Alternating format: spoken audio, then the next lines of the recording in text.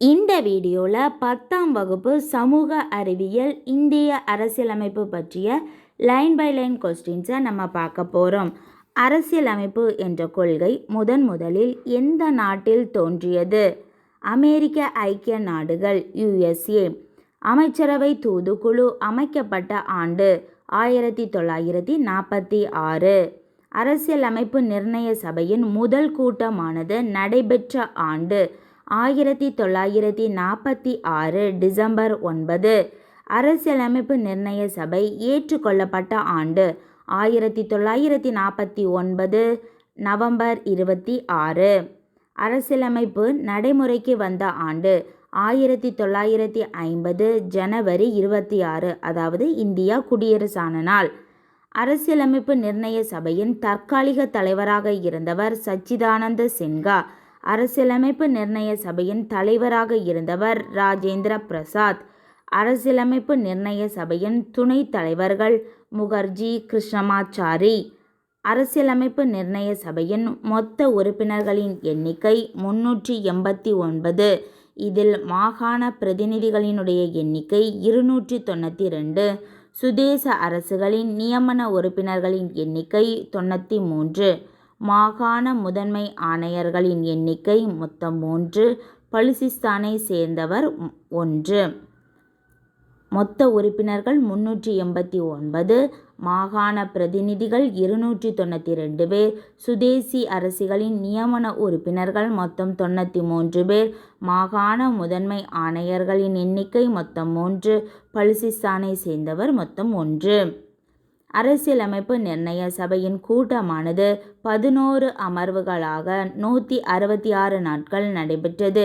இதில் முன்வைக்கப்பட்ட மொத்த திருத்தங்களின் எண்ணிக்கை 2473, அதாவது 2473. அரசியலமைப்பு நிர்ணய சபை கூட்டமானது 11 அமர்வுகளாக மொத்தம் 166 நாட்கள் நடைபெற்றது. இதில் முன்வைக்கப்பட்ட மொத்த திருத்தங்களினுடைய எண்ணிக்கை 2473 திருத்தங்கள். அரசியலமைப்பு சட்ட வரைவு குழுவின் தலைவர் யார்? Doctor B.R. அம்பேத்கர். இந்திய அரசியலமைப்பின் தந்தை என்று அழைக்கப்படுபவர் யார்? Doctor B.R. அம்பேத்கர். இந்திய அரசியலமைப்பு ஏற்றுக்கொள்ளப்பட்ட போது இருந்த பகுதிகள், சரத்துகள் மற்றும் அட்டவணைகளின் எண்ணிக்கையை பட்டியலிடுக. மொத்த அட்டவணைகள் 8, மொத்த பகுதிகள் 22, மொத்த சரத்துகள் 395.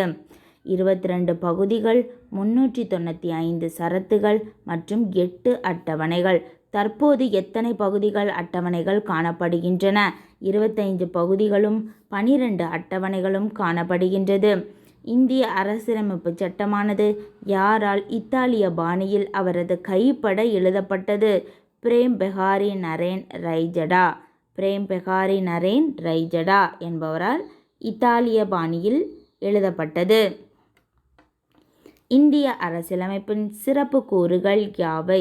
இந்திய அரசியலமைப்பு தான் இதுவரை எழுதப்பட்ட அரசியலமைப்பில் மிக நீளமான அரசியலமைப்பு ஆகும்.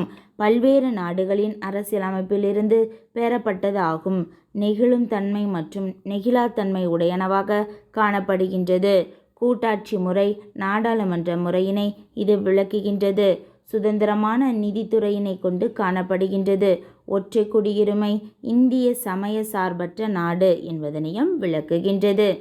முகவுரை என்ற சொல்லானது அதற்கு என்ன பொருள்? அரசியலமைப்பின் அறிமுகம் அல்லது முன்னுரை என்று பொருள். அரசியலமைப்பின் திறவுகோல் என்று அழைக்கப்படுவது முகவுரை ஆகும்.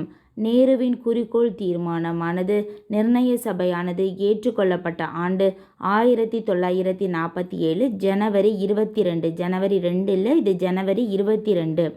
நேருவின் குறிக்கோள் தீர்மானம் நிர்ணய சபையானது ஏற்றுக்கொள்ளப்பட்ட ஆண்டு 1947 ஜனவரி 22.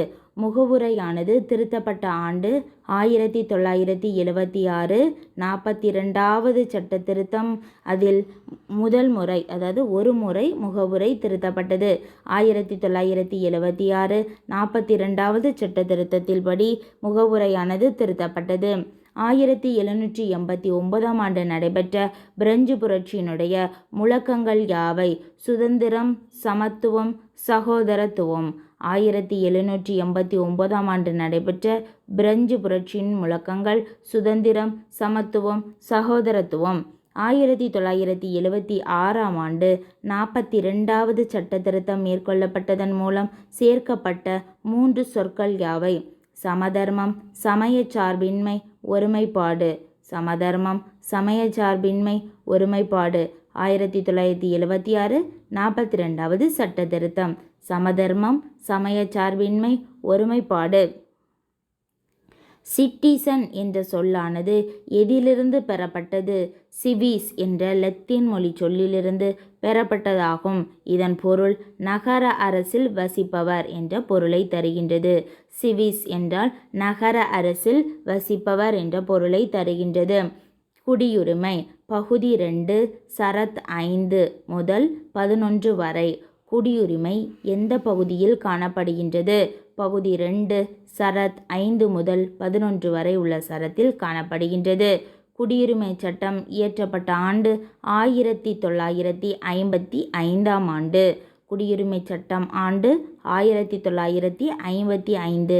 குடியுரிமை சட்டமானது எத்தனை முறை இதுவரை திருத்தப்பட்டுள்ளது? 8 முறை திருத்தப்பட்டுள்ளது. முதலில் வழங்கிய குடியுரிமை சட்டம் காமன்வெல்த் குடியுரிமை சட்டமாகும். காமன்வெல்த் குடியுரிமையானது நீக்கப்பட்ட ஆண்டு 2003 ஆண்டு. இந்திய அரசியலமைப்பு இந்தியா முழுவதும் ஒற்றை குடியுரிமையினை வழங்குகின்றது. குடியுரிமை சட்டம் இயற்றப்பட்ட ஆண்டு 1955. குடியுரிமை பெறுதலானது 5 வழிகளில் நடைபெறுகின்றது. குடியுரிமை இழத்தலானது 3 வழிகளில் நடைபெறுகின்றது. குடியுரிமை பெறுதல் பிறப்பு, வம்சாவளி, பதிவு செய்தல், இயல்புரிமை, பிரதேச இணைப்பு ஆகியவற்றின் மூலம் நடைபெறுகின்றது. குடியுரிமையினை இழத்தல் என்பது 3 வழிகளில் நடைபெறுகின்றது. துறத்தல், முடிவுரை செய்தல், இழத்தல் ஆகிய வழிகளில் நடைபெறுகின்றது. அடிப்படை உரிமை எந்த நாட்டிலிருந்து பெறப்பட்டது? இந்தியாவின் அடிப்படை உரிமை அமெரிக்க நாட்டிலிருந்து பெறப்பட்டது. அடிப்படை கடமை எந்த நாட்டிலிருந்து பெறப்பட்டது? முன்னாள் சோவியத் யூனியனிடமிருந்து பெறப்பட்டது. அடிப்படை உரிமைகளை விளக்கும் பகுதி மற்றும் சரத்துகள். அடிப்படை உரிமைகளை பகுதி 3 விளக்குகின்றது. சரத் 12 முதல் 35 வரை. பகுதி 3 சரத் 12 முதல் 35 வரை. முதலில் எத்தனை அடிப்படை உரிமைகள் இருந்தன? 7 அடிப்படை உரிமைகள் இருந்தன. தற்போது எத்தனை அடிப்படை உரிமைகள் உள்ளன? 6 அடிப்படை உரிமைகள் உள்ளன. இந்தியாவின் மகா சாசனம் என்ற பகுதி எது? பகுதி 3 அடிப்படை உரிமைகள். பகுதி 3 அடிப்படை உரிமைகள். இங்கிலாந்து மன்னர் 1ஆம் ஜான் எந்த ஆண்டு வெளியிடப்பட்ட உரிமைகளின் பட்டயமே மகா சாசனம் என்று அழைக்கப்படுகின்றது? 1215. இங்கிலாந்து மன்னர் 1ஆம் ஜான் வெளியிட்ட உரிமைகள் பட்டயமே மகா சாசனம் என்று அழைக்கப்படுகின்றது. ஆண்டு 1215. எந்த ஆண்டு சட்ட திருத்தத்தின்படி எந்த அடிப்படை உரிமையிலிருந்து சொத்துரிமையானது நீக்கப்பட்டது? 1978 44வது சட்ட திருத்தம், அதாவது சரத் 31 படி நீக்கப்பட்டது. சொத்துரிமை தற்போது எந்த பகுதியில் காணப்படுகின்றது? பகுதி 12 சரத் 300 காணப்படுகின்றது. பகுதி 12 சரத் 300 காணப்படுகின்றது. நீதிமன்ற முத்திரையுடன் நீதிமன்றத்தால் வெளியிடப்படும் கட்டளை அல்லது ஆணை நீதி பேராணை என்று அழைக்கப்படுகின்றது. ஆட்கொணர் நீதி பேராணை. சட்டத்திற்கு புறம்பாக ஒருவர் கைது செய்வதிலிருந்து இது பாதுகாக்கின்றது. கட்டளையுறுத்தும் நீதி பேராணை. மனுதாரர் சட்ட உதவியுடன் தனது மனு தொடர்பான பணியினை சம்பந்தப்பட்ட துறையிலிருந்து நிறைவேற்றிக் கொள்ள முடிகிறது. தடையுறுத்தும் நீதி பேராணை.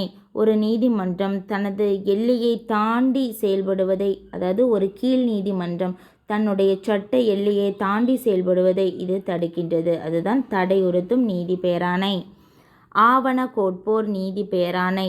உயர் நீதிமன்றம் ஆவணங்களை நியாயமான பரிசீலனைக்கு தனக்கோ அல்லது உரிய அதிகாரிக்கோ அனுப்ப செய்ய கீழ் நீதிமன்றங்களுக்கு இடும் ஆணையாகும். ஆவண கேட்போர் நீதி பேராணை எந்த நீதிமன்றத்திற்கு கொடுக்கப்படும் ஆணையாகும்? கீழ் நீதிமன்றத்திற்கு. தகுதிமுறை வினவும் நீதி பேராணை. சட்டத்திற்கு புறம்பாக தகாத முறையில் அரசு அலுவலகத்தை கைப்பற்றுவதை இது தடை செய்கின்றது. அவ்வளோதான். இனி பார்ட் 2 வீடியோவை நம்ம கம்மிங் டேஸில் நம்ம பார்க்கலாம்.